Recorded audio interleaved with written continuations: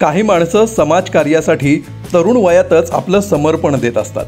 हे बाळकडू त्यांना आपल्या घरातून, आजूबाजूच्या वातावरणातून किंवा मित्रांच्या प्रेरणेने मिळत असतं। आज अशाच एका व्यक्तीची आपण नव्यानं ओळख करून घेणार आहोत, ज्याला तुम्ही तुमच्या विभागात ओळखतही असाल।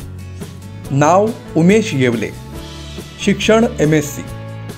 उमेश येवले हे सध्या राष्ट्रवादी काँग्रेसचे शिवडी तालुकाध्यक्ष आहेत। याशिवाय आशीर्वाद चॅरिटेबल ट्रस्टचे संचालक, अभिनव सहकारी पतसंस्थेचे उपसंचालक, अखिल भारतीय किसान मजदूर संघाचे उपाध्यक्ष अशा अनेक जबाबदाऱ्या ते पार पाडतात। MPSC आणि UPSC परीक्षा देणाऱ्या विद्यार्थ्यांसाठी ते मार्गदर्शन केंद्र चालवतात।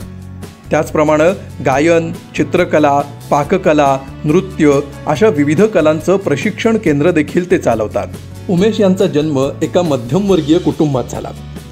त्यांचे वडील श्री रायसिंग येवले हे सहकार महर्षी आणि माजी मंत्री राजाराम बापू पाटील यांच्याकडे खासगी सचिव म्हणून कार्यरत होते। त्यामुळे साहजिकच सामाजिक आणि राजकीय संस्कार कळत नकळत त्यांना मिळत गेले।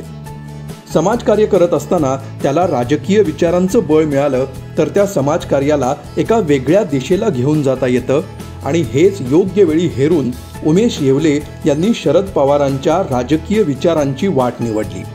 वाट निवडताना त्यांनी समाजकार्याची कास ही नेहमीच राजकारणापलीकडची ठेवली। अभ्युदय एज्युकेशन सोसायटी इथून प्राथमिक शिक्षण, MD कॉलेजमधून महाविद्यालयीन शिक्षण, national student union of India या काँग्रेस प्रणित संघटनेचे महाविद्यालयात असताना प्रतिनिधी, शिक्षण पूर्ण झाल्यानंतर मोदी स्टोन या कंपनीत नोकरी आणि व्यवसायात पदार्पण। आपण समाजाचं देणं लागतो या भावनेनं त्यांनी स्वतःला झोकून दिलं।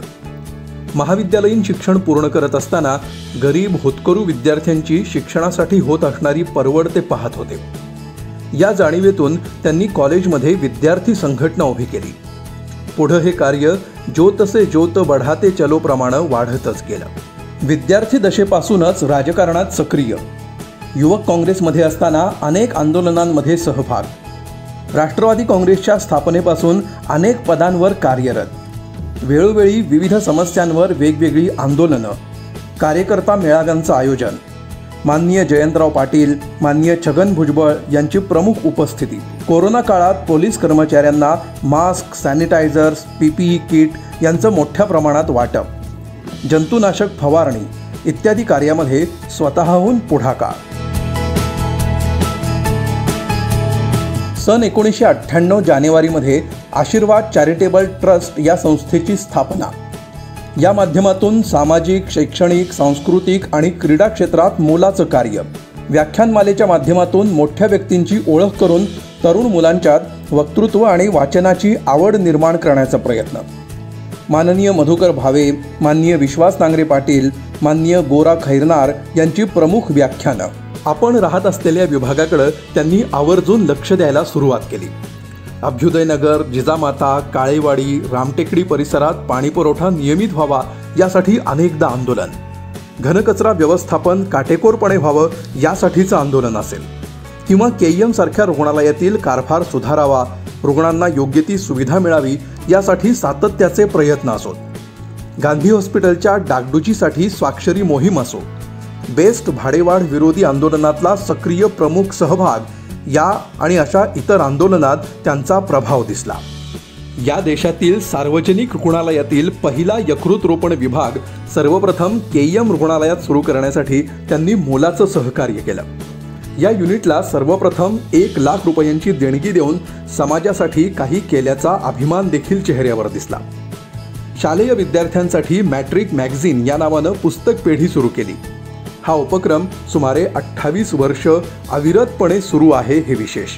काळाचौकी, परळ, लालबाग या परिसरात अनेक कलाकार, क्रीडापटू घडले आणि हा वारसा जपण्यासाठीच उमेश येवलेंनी क्रीडापटूंना साहित्य वाटपापासून ते विविध एकांकिका, निबंध स्पर्धा यांचं आयोजन देखील केलं।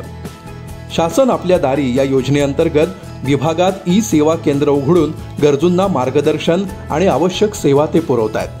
बेरोजगारीवर मात करण्याच्या दृष्टीनं त्यांनी आशीर्वाद चॅरिटेबल ट्रस्टच्या माध्यमातून रोजगार मेळावे, उद्योजकांसाठी आर्थिक मदत, परवानग्यांसाठीची मदत उपलब्ध करून दिली आहे।